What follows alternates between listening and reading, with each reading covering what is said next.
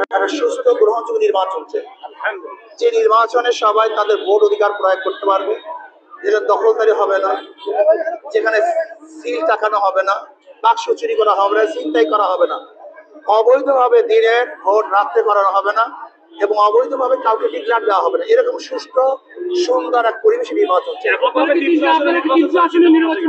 আমাদের মূল টার্গেট হলো ইসলামী দলগুলিকে নিয়ে, ইসলামী দলই নয়, ইসলাম, দেশ, মানবতা, এই তিন মূল ভিত্তিতে যারাই আমাদের সাথে জোট করতে চায় তাদের সাথে জোটবদ্ধ নির্বাচন করা আমাদের মূল টার্গেট, প্রথম টার্গেট।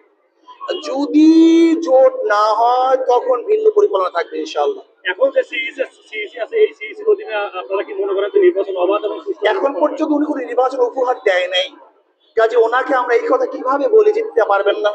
উনি চেষ্টা করছেন, তবে আমি মনে করি সিইসির উচিত বিগত সিইসিরা অবৈধ নির্বাচন উপহার দেওয়ার জন্য তারা যে লাঞ্ছিত হয়েছে, অপমানিত হয়েছে, এই সিইসি যেন সেই লাঞ্ছিত অবহেলিত না হয়। এখন পর্যন্ত লেভেল প্লেইং ফিল্ড নাই।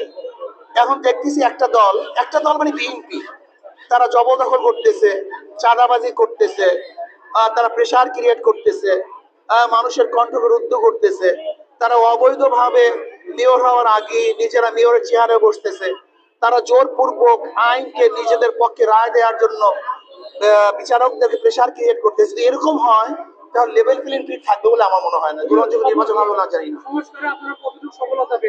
আলহামদুলিল্লাহ, সংস্কার ভালোই হচ্ছে, ভালোই হইতেছে। যে সংস্কারগুলো হচ্ছে যদি এগুলি কার্যকারী হয় তাহলে আমি মনে করি ভালো হয়।